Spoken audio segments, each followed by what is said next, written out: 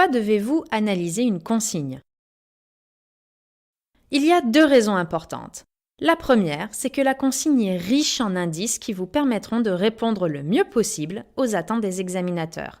La deuxième, c'est que ça vous évitera le hors-sujet. Comment devez-vous faire?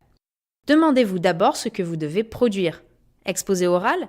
Écriture d'une lettre? D'un essai? Les types d'exercices sont variés.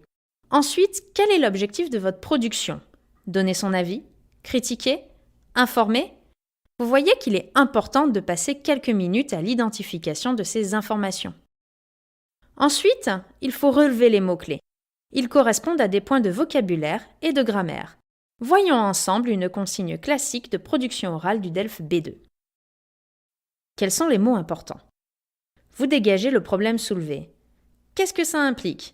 Vous devez identifier une problématique. Il s'agit d'un problème présenté dans le texte et autour duquel vous construisez votre exposé. Pour introduire le sujet, vous pouvez dire « Ce document aborde, il s'agit de… » Présentez votre opinion.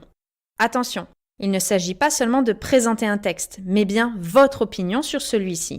Et pour cela, vous devez utiliser des expressions variées telles que « Il me semble que… » Pour ma part, je suis persuadé que… de manière claire et argumentée. C'est un élément important du niveau B2. Vous n'allez pas présenter votre avis dans le désordre. Tout doit être organisé. Alors, utilisez des connecteurs.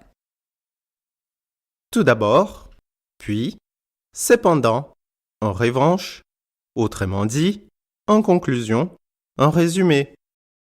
Vous défendrez votre point de vue. Après l'exposé, l'examinateur va vous poser des questions. Il va sûrement avoir une opinion contraire à la vôtre. C'est normal. Il cherche à voir si vous êtes capable d'argumenter.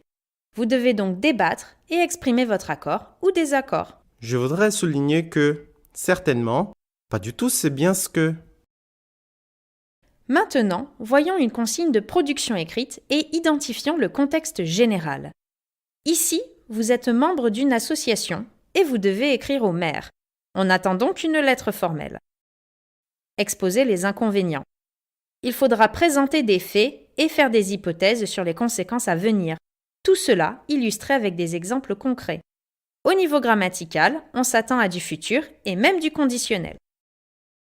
Pour illustrer, par exemple, les chiffres montrent que, on constate que. Pour les hypothèses, cela aggraverait la pollution en ville et ainsi le réchauffement climatique. Les habitants n'auront plus accès à un espace vert agréable.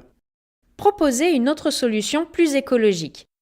Une proposition implique l'utilisation du conditionnel pour garder le caractère formel, ainsi que des structures entraînant le subjonctif. Il vaudrait mieux utiliser un autre lieu. Nous aimerions que vous proposiez ce projet aux habitants via un référendum. Il faudrait que vous plantiez plus d'arbres dans la ville.